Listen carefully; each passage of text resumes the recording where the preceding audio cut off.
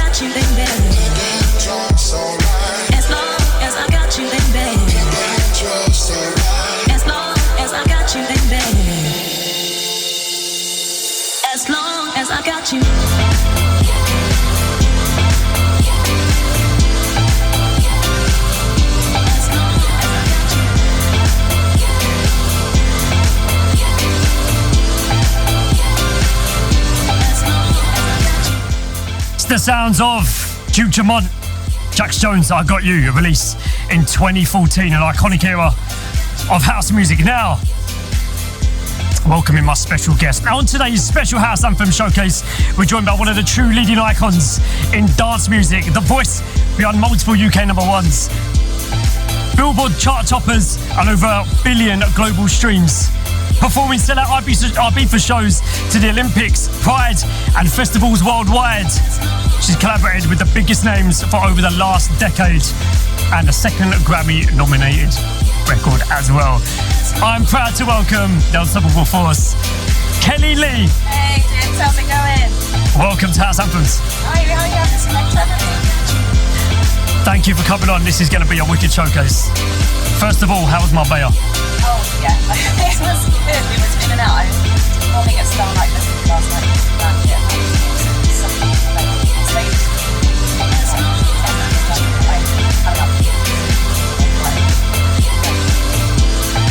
I was not going to miss the show.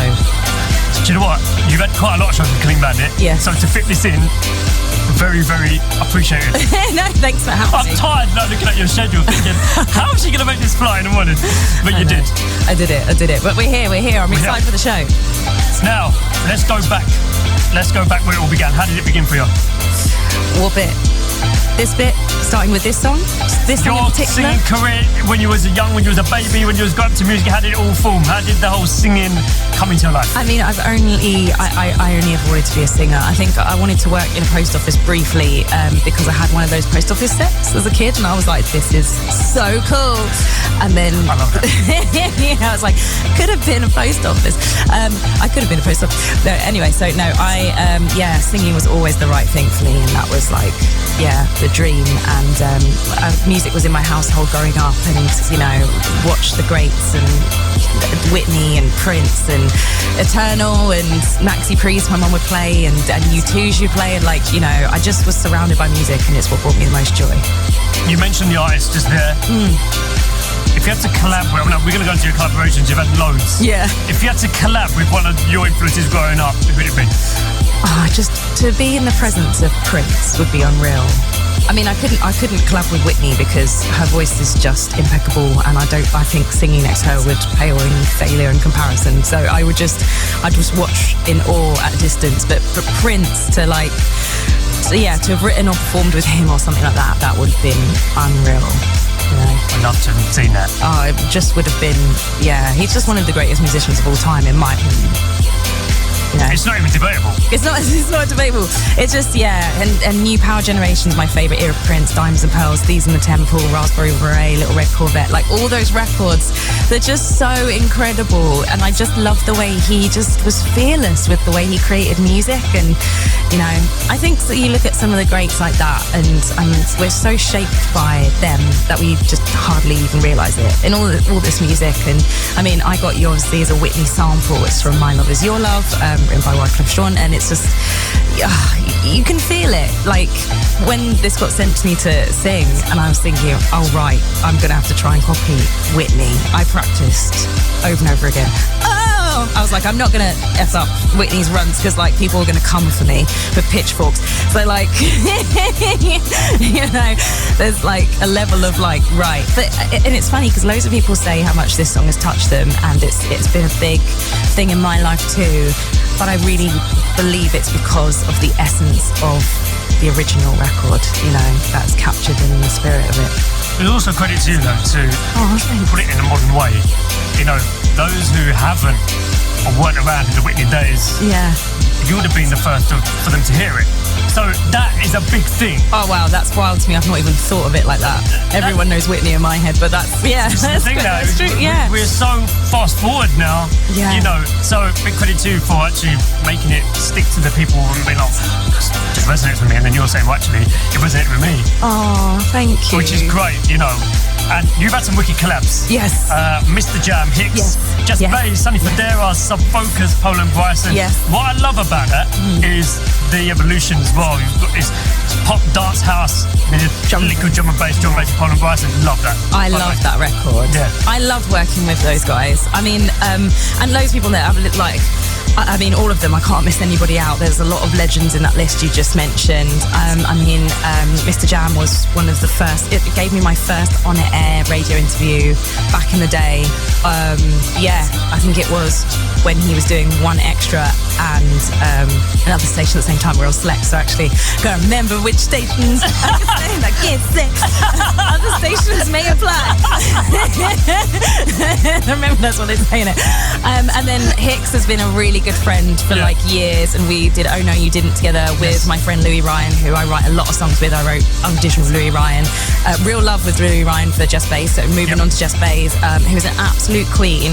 I mean, the way Jess respects vocalists on her records is honestly precious. Like, she is such an incredible soul. She's a really beautiful spirit. She's a beautiful human being, and I've absolutely loved every record or anything I've worked on with her, because she gives whole heart and love and everything, which is amazing. And then moving forward, Sub Focus, the first time we met, that was actually with Pole and Bryson, which was for Waiting. Oh, wow, right, okay. So all of the guys, we were in the same room, and then I had an idea, actually, because when I knew I had the Sub Focus session coming up, I loved like Desire and some of his other records. So I thought, let me come with some ideas. And I'd actually written oh my god, my brain's suddenly gone black. I was about to say it. So God.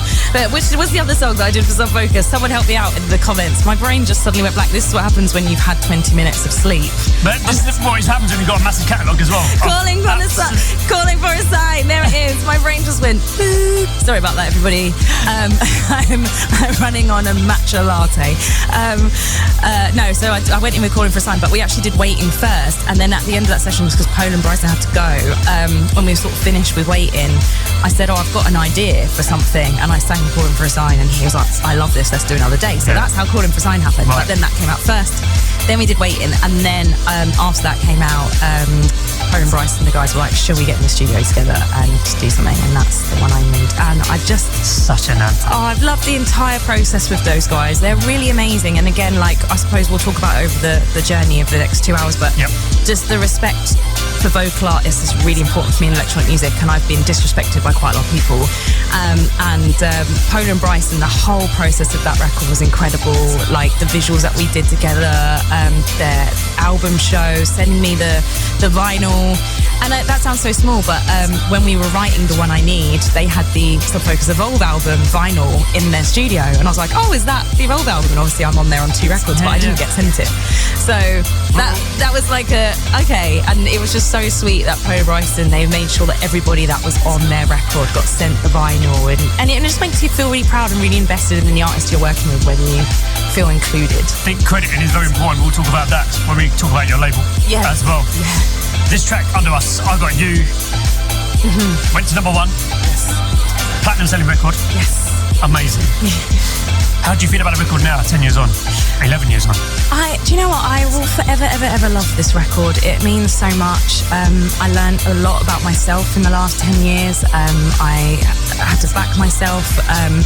The day, I will never forget the day when I was recovering from my car accident in Croydon, and I heard a van drive past with this blaring out, and I was like, my life needs to change today. And it's, you know, when you have certain moments in your brain that are imprinted in time, that's something that's always stood out to me, and it was hearing this record being played and realising it's time to get my credit and to get my acknowledgement for what I've done and where I want to be for my future. And everybody, you know, people coming up to me still today saying this record was something they played at their wedding, or it reminds them of their summers, or it reminds them, it just feels really special. That like the first dance tune as well. Yeah, and I think the other thing is the music industry could be a crazy place, but the music always speaks for itself, and that's the most important thing. And the energy that this record has touched so many people is like mind blowing. Many records you've made have touched many hearts. Let's get into your second UK number 1. Okay. Kelli-Leigh, let's get into this one. Ooh, let's do it for us. This is Second City, I Wanna Feel, with my vocals.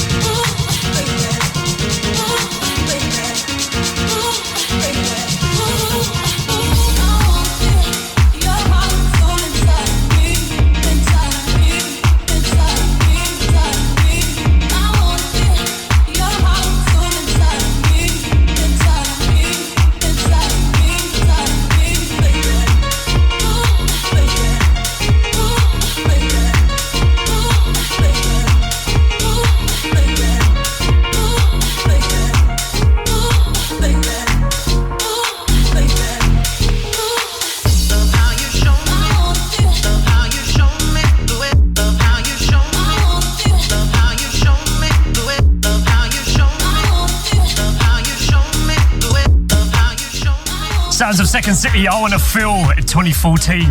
Another massive anthem from Kelli-Leigh, who joins me in the Select studio. Tell us about this record. Oh, okay. This was another record that came through. It was really weird because it came through a couple of months after I Got You had come through. Right. And at the time, I was actually recovering from a car accident, so I couldn't really do any shows and stuff. I couldn't walk. I was walking very mildly. I had a severely prolapsed L5S1 disc and a fractured pelvis, so I was in a wheelchair on crutches for ages.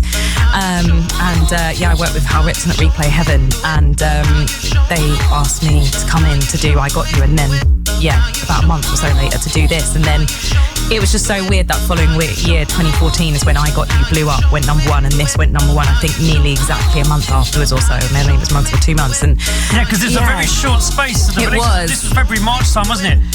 February time, wasn't it? I think this was later because I Got You was first. I Got You, so it was from, and then this was like, something after, but so it was just kind of really surreal. It was just suddenly hit this period in 2014, and ThrdL, Dawn Redondo, Love Too Deep was also doing well at the time as well that I'd done. So it was kind of like, it was kind of mad. And actually what's been really funny recently is it's been 10 years now, but Daniel Bedingfield's only just realised that I sang it, and I met him like years ago, and he was just like, I didn't know we had number one together. So I just performed it with him at Mighty Hoopla and Kew Gardens as well, so it's been fun doing that.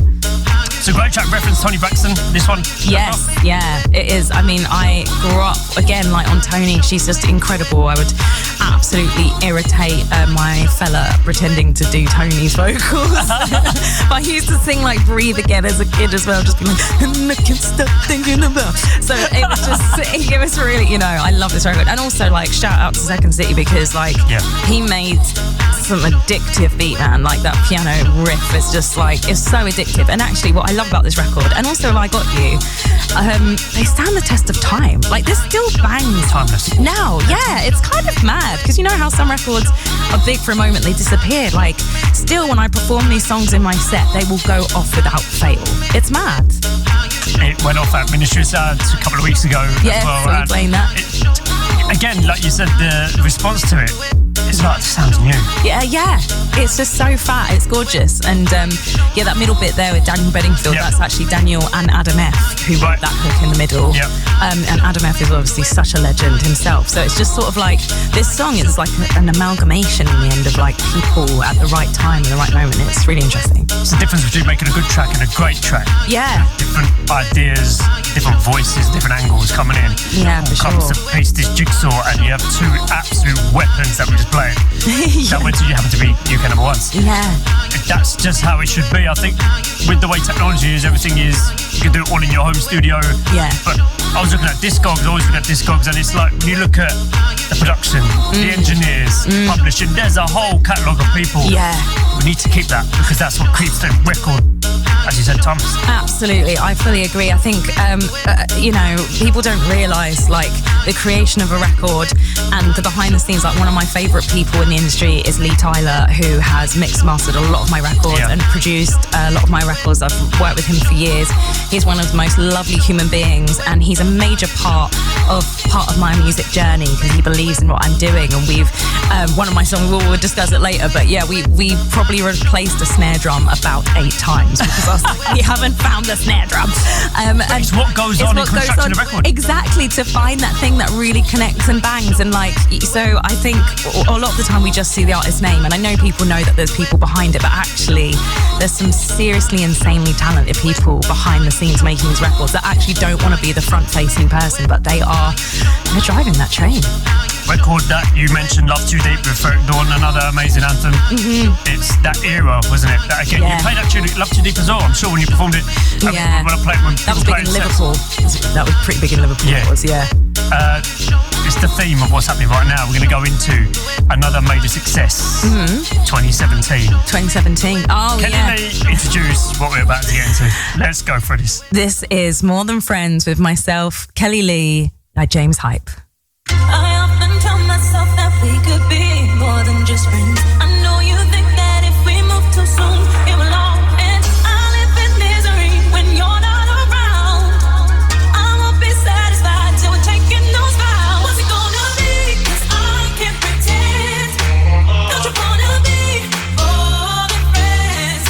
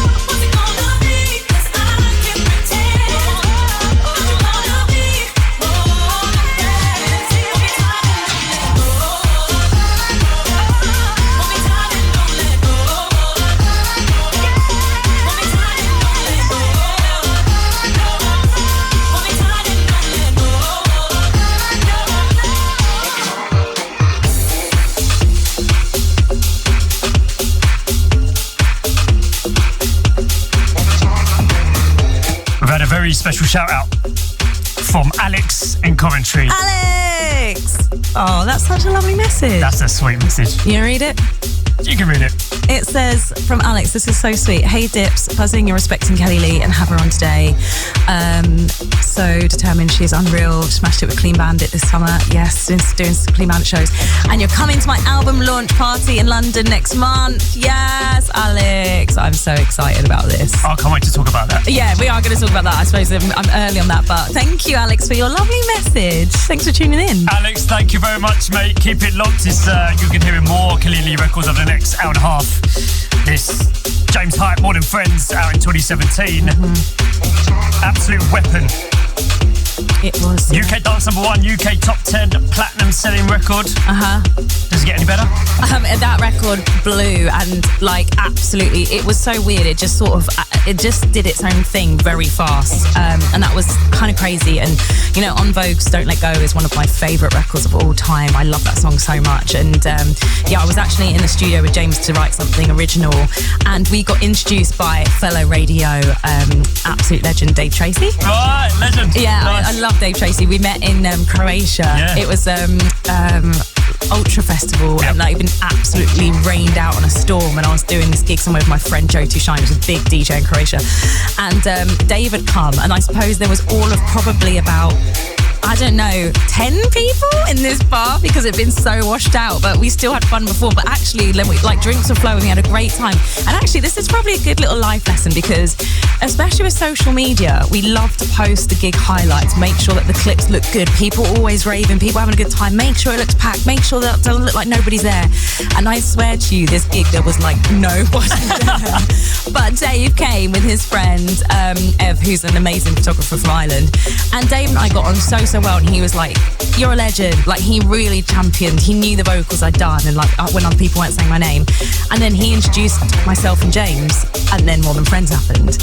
So he was one of, the 8 to 10 people that were in that bar who we had a great time with. I remember us doing shots at like 2 in the morning and like just buzzing out and just having a great time. And I think that's sometimes the beauty of actually just believing in music and connecting with people. It doesn't always have to be about an absolutely rammed space, because if you've got someone you can connect with that can change the course of your future, that's really special. So big up Dave Tracy for always and forever. It's amazing about alignment and connections, because I remember James up in that time, he was on his rise and he was doing his routines and started doing routines, putting it out in Twitter around about that time, 2015, 2016 and then 2017. Your rise with the 2 tracks that we just played as well, it just married up at the perfect time, I believe, anyway. From seeing both of your profiles going into it, it was bound to happen.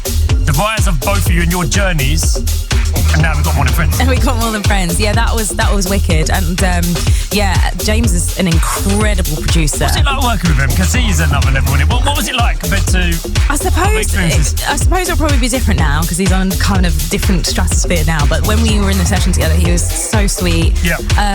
You know, there was another person in the room as well. But like, James was just really cool, really sweet, really conscientious.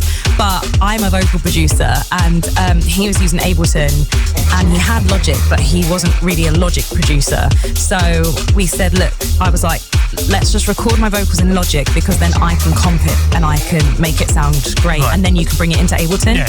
Because producing vocals in Ableton, it's a bit long. I'm not gonna lie. If you're using Ableton and you want to do a session with a vocal producer, know how to produce their voice in Ableton. Otherwise, learn to use Logic, because it's just a long. I've even taught myself Ableton on the fly to move a session forward before. So no, Logic is one. So like I went in James's booth and we recorded all the vocals down, then I comped it up and everything in Logic, and then he brought it into Ableton and then did his thing, and he's such an amazing producer. But that was really nice, and we had such great mutual respect with each other, and it was such a nice experience. And I think that record as well was the first one that blew up that had my name on it, and it was quite crazy. After saying that, Did you find after this record that you wanted something massive? Like, just sometimes you hit big with one record, then another one, and then this one. Did you feel you was on this iconic? Your voice was becoming iconic. The thing is, yes and no. I did, because I was inundated with people who wanted to work with me, and especially labels who had signed new DJs and producers. I was one of the go-to people they wanted to put me in with. But at the same time, no one cared about me. No one cared about my artist career. No one cared about my journey. So to be honest, it was a bit of a head F, because I just was getting confused. I was like, oh, okay, I've delivered another top 10 record, but this one does have my name on it. And in the same time that another radio station was playing More Than Friends. We'll get through them all. We'll get through them all. I know, but at the same time, it was like playlisted, and it was in the top 10 at the time. I had another record coming out, and they didn't want my name on it. They wanted to put a famous singer on top of my voice and their name because they were famous, and I got told I was irrelevant. And I was actually on a top 10 record at the time with my name on it. So I just felt very dejected, because I was like, I'm not quite sure what more I need to do to prove my worth. So that's why I ended up setting up my own label after this record, because I was like, ain't nobody gonna care about me unless I care about me. So it's very, very key for you to raise that, because I'm sure there's aspiring singer-songwriters that are not desperate. They should have the credit that they deserve. Seeing you from their eyes, that okay, cool, this has happened, you've now paved your own way and completely gone to another level, which is what these people need. They need success stories, Yeah. So, which is I'm very excited to go into. Now, you toured with Adele going back. I did. Right, tell us about that. How has that shaped you as a person, that experience? Has it shaped you, Kelli-Leigh, as an artist? That's a great question. Do you know what? And no one's actually ever asked me that like that before. It really did. It shaped me in terms of being on my first massive tour and seeing the scope of what could happen. Yeah. Like, to be in that, in the thick of it. Because when I got brought on to do, it was basically Rolling in the Deep. It was the Royal Variety performance with Adele. It was the first time she was performing the song. She was premiering the record on that performance at London Palladium. And the whole thing just blew up. I mean, it just premiered there, and then we did a small tour, and then there was theatres, probably 400 or 500 cap. And then obviously it went ba-bam, ba-bam, ba-bam, ba-bam, ba-bam, and became 3 tour buses, A, B and C party and all that kind of stuff. And it was the first time I really saw what it was like it was my first tour. It's the first time I went to the States, because we went to America. First time I went out there, and it was just kind of a whirlwind, and it really showed me. I mean, I've been singing in bands for years and doing function things and session things, all that kind of stuff, but obviously the work ethic of going on tour and what it's like, and your day sheets and the travel and turning up to a venue and doing that sound check and doing the performance, and the energy of being on the road is kind of different, and I absolutely love it. I adore being on the road. I think you have to really want that life and live for it, because it's intense, and the people that you're with become your family, whether you like them or not. And and there's all these kind of different dynamics of different people and all this kind of stuff, and it taught me a lot. But one thing I would just always remember is hearing her sing her songs and seeing the crowd react and getting goosebumps with the way she would deliver her vocal performance. And I think that will always stay with me forever. And it was watching an artist believe in themselves as an artist. And I think that's probably one of the hardest things for us to do in this business, whether you're a writer or a producer or an MC or a singer or whatever, is to believe in your own worth and your own path and your own sound. Because there's so many people who are telling you what's hot and what's not. And a lot of us, I feel like we have to pivot and pivot and pivot or do something, and then actually you get to a point where you're just actually, this is me, this is it. Whether you like it or not, the people will be found, who it's meant for. And so I think, it took me a bit of time to learn that as well, but I always just remember that she just had this knowing about herself, which was really powerful. And she does come across in that way as well. She does, owns it. She does, and it's just hilarious. I know, and it was amazing. But that was 2011, 2012, and then I got asked to go back on tour to do the 25 tour. But the songs had blown up by that point, and then I was like, either I'm going to be a BV or I'm going to be this artist. And I started writing dance records, and yeah, I think one of them, I'm really glad, because if I had gone back on tour with Adele as a BV, I probably never would have written this record. A dance record with Low Steppa, I believe, right? Low Steppa's Let's running. get into this, and then we'll have a chat about it, because this is a very interesting story. So, Kelli-Leigh, please, do the honours. This is Running with the boy Low Steppa. I love this record forever and ever. Here we go.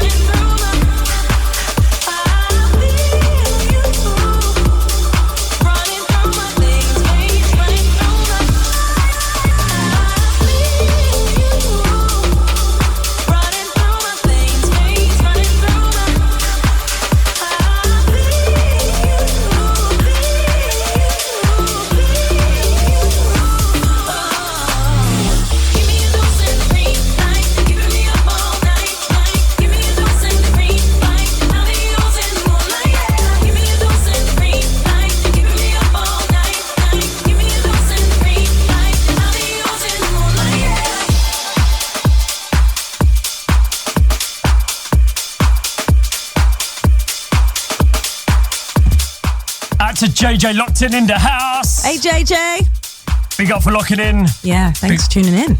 Love to everyone that's locked in right now on Select Radio, listening to Dipz Mistry with Kelli-Leigh for the House Anthem Showcase. Woohoo! Live on Select. You can download the brand new Select Radio app on iOS and Android. Kelli-Leigh, another wicked dance anthem. Yes. Low Steppa Running 2016 on Armada Deep. I literally call this record the gift that keeps on giving, because it just doesn't slow down, and it's kind of mad. Like, I mean, it wasn't a hit. Like, Mr. Jam premiered this one, and we thought the reaction would be really cool, and then it kind of just didn't really do anything. Like, I mean, but people were really loving it, but it didn't like become a smash or anything. But it's mad, isn't it? It's just, yeah, over the years, it's become a classic. And yeah, I think I just love this record. And actually, what was really funny about this, we got asked, so big up Rob Harvey, who I co-wrote this top line with. And it was one of the first ones I vocal produced as well. So that was really fun. And we got asked to write a bunch more verses. Because, you know, it's just, I can't sing right now. I've been on a plane and flown people places. So everyone's going to be testing my vocals. That was class. It was all right. It was all right. It's not giving. It's not giving. But the point is, we got asked to write like a few more verses. And myself and Rob were like, no, it's done. It's just that. It's just the hook. Running through my veins, running through There we go. Voice just kicked in now. But yeah, and then we just tried loads of things. Nothing worked, and it was just cheesy, and it just nothing. Well, we were just like, it has to be this. And big up Phil the A&R, because he was like, Phil Sager, because he was the one that signed this record. He was like, he was trying to find it because he thought it needed it, and then in the end he was like, no, I think you're right, let's leave it as it is, and now we have what we have. But because we got that kind of B part as well. Giving me dust in the green light, keeping me up all night. Like, it works. And sometimes I think that's the thing. If you find a record and the hook just hooks, don't try and take it. That's a line, that is. When the hook just hooks. That is absolutely brilliant. Oh, sometimes my brain works, sometimes it doesn't. When you asked me to come in, that's a TikTok viral line right there. That's so funny. When you asked me to come in, did you think I'd be a bit cooler? Not this complete... I mean, I knew it would be energy, so I know we're on the right track. I knew it was some kind of energy. I mean, provided you come from Marbella this morning, this is absolutely class. Luckily there's no kids on the flight back there, really, so I got to sleep. No offence, parents. No offence, parents. Huge remixes on this record. Scott Diaz, Wes Saunders, Low 99, and most recently with Shapes. Yeah, wicked remixes. Yeah, that's cool. I like Shaped one. You also worked with Low Steppa for So Real. Yeah. Oh, what a record. Yeah, so I sang that first. Yeah. And that was really cool. And big up Steph and his manager, like Lawrence. They were like, we'd love you to do another one. We love what you did. And that was really nice. And I think, like, again, we talk about the respect in the industry and people acknowledging what you do. And that was really nice because, again, like, they were a few of the first. So, like, Ferric Dawn was the first one to shout out that I sang those records when it was I Wanna Feel I Got You, Love Too Deep. Ferric Dawn was the one going, Kelli-Leigh sang those records. And, Low Steppa and his manager getting me to write Running, giving me an opportunity. And this record wouldn't have happened if they didn't think she has got something here. And I think it's those little moments, again, that it's just really lovely to feel like, there's a reciprocation there, and then you get to express yourself, and Running is a part of that. It's crazy to think, though, isn't it, when you put hard work and effort into writing something and you're having to fight for credibility, that's bare minimum, really, isn't it? I mean, you're telling me. Yeah, that's how it feels, to be honest. But I think, there's a lot of war wounds in the music industry, and I think a lot of it is about resilience and just believing in who you are. And also, I'm a tourist. I take receipts and notes. I remember, and you curate family and people that you would work with again, like Steph, I'll work with him in a heartbeat. Whenever he needs me. And Ferric, I've done little bits for, like, on the side, which isn't quite right for me, and like, etc. There's people that you end up creating community with, and I think that's the nice way to see it. And then when you see each other thrive, it just feels magical, and you feel like, yeah, we've done this together. We've been through the trenches. Creating a community is what you've done as well. In 2018, you launched your imprint music core. Yes. Now we will get into a couple of tracks of your label. Firstly, with the recent successes of the records that we've just played, did you feel it was the right time to launch your imprint, or did you plan to do it earlier, later? Yeah, How did it come about? Yeah, so More Than Friends blew up, and again, I was hoping someone would come and sign me and start making my dreams happen, and it wasn't happening. And I ended up getting booked to perform at Red Fest. Actually, I really have to just say this as well whilst we're on here, because I have to shout out radio. Yeah. Like, radio is so important. The key moments of my career have happened because of people like you, like DJs like yourself, acknowledging me, shouting me out, playing my music, like Andy K. Wilson, yourself, Dave Tracy, Hicks, Mr. Jam, Majestic, Dave Cooper, Dean McCulloch, there's so many, Ariel Freak. There's like people that have changed the game, and Chris Fade in Dubai was another one of those radio DJs, and More Than Friends was massive, and he really believed in me, and we'd actually done a show together in Beirut called Festival of Colours, and it was amazing. I think there must have been about 50,000 people there, and we met each other, and we got on so well, and he was like, when you've got a record, I'm going to support it. Yeah. And he stood by his word, and More Than Friends was massive, and he was like, come out to Dubai, I've told them they should book you for Red Fest. And I supported Russ and the Chainsmokers. That was my first live performance with my band as well. And I released this song called Do You Want to Be Loved Like This, which was, when talking about community, produced by James Hype. He was the first one that said, you did this record for me, which was More Than Friends, let's produce you something. I love that. And so James actually produced Do You Want to Be Loved Like This? And it ended up doing so well in Dubai and the UAE. It was trending on the hot UAE chart. It reacted so well. Like Chris said to me, I'm playing this radio. People are messaging that they want this record. So I think the only sadness for me of that time is I had no idea what I was doing. It was the first time I was putting out a record. I did it independent. I sent it to labels. No one wanted to sign it.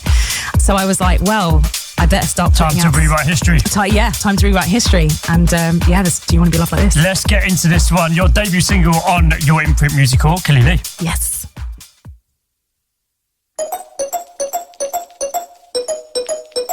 Mama told me that he'd come and mess my mind.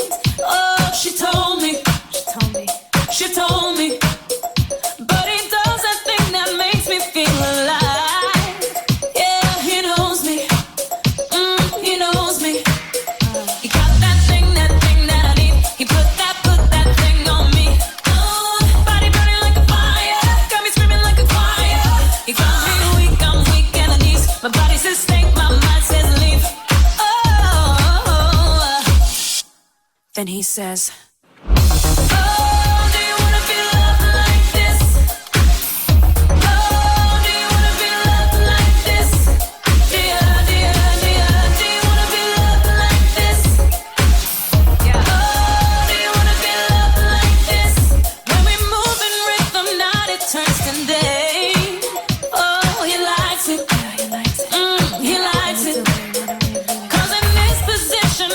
swept away. Can't hide it. I can hide it. He got that thing that I need. He put that thing on me. Oh, body burning like a fire. Got me screaming like a choir. He got me weak, I'm weak at the knees. My body says stay, my mind says leave. Oh, then he says,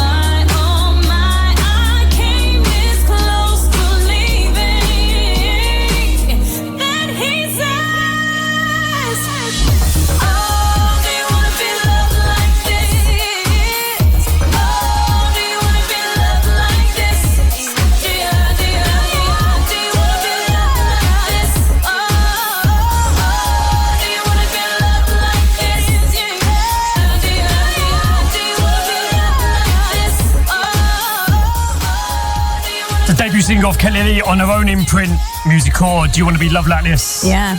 Do You Want to Be Loved Like This? Produced by James Hype. I want to be loved like that. Yeah, exactly. It bangs. And it was so funny. I shot the music video for it in Dubai in the desert as well. Yeah. And I got to drive. It was so funny. I had some wicked dancers and this kind of male love interest. And my most excited thing was this vintage Merc I got to drive, which was so cool. Which one? Top down. It was this gorgeous old blue thing. I wish I remember exactly what the model was, but it's absolutely. Just go onto YouTube and search Do You Want to Be Loved Like This, and you can watch my music video there. And it was just, it was so stunning. But you know, it was really funny. This is a little bit exclusive for the video. Yep. We had one more shot to do, and we'd pulled the car up, and the car for some reason died. Because it was like vintage. I was not sure if it was enjoying the heat or something. And we had like one more shot to get. And it was like, no! And then I had to like send this part from, like, it wasn't my fault, but there was like it ended up being like the smallest thing. It cost like £8. I'm not sure if it was like a small little chip or something was like, not sure what it was. Yeah. But then I had to get that part and send it from the UK. So it cost me like £80 because I had to post it to Dubai. But it was so they could get the final shot. So in the video, there's a drone shot overhead of me driving the car. That's not me, that's someone else in a similar outfit that the guys, the directors, had just put her in the car. And luckily they found someone with brown hair and was like, that would do.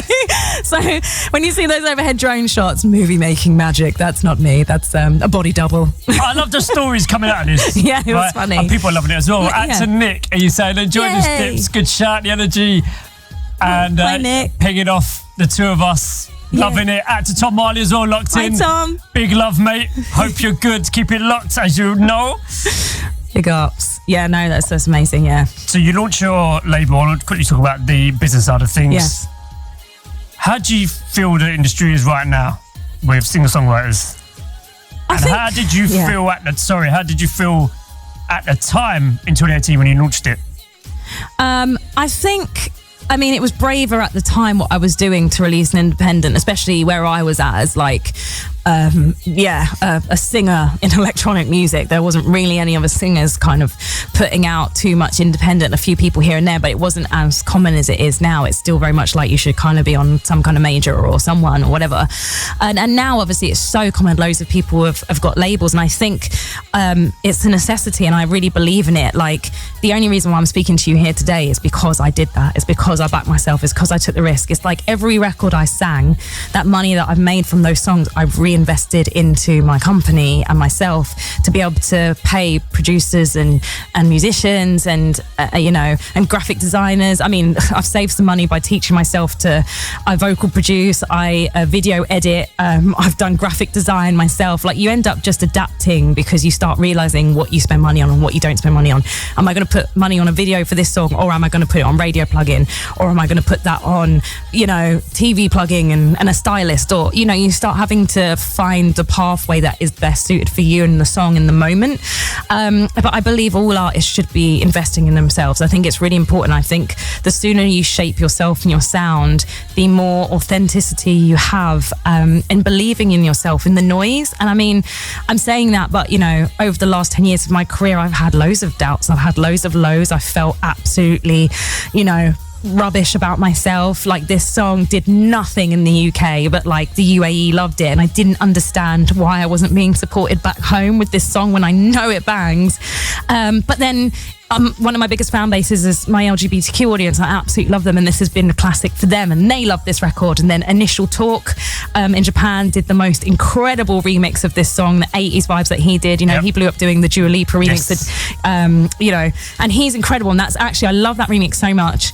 I put it as an Easter egg at the end of the video when I'm driving away, and I turn the stereo up on the car.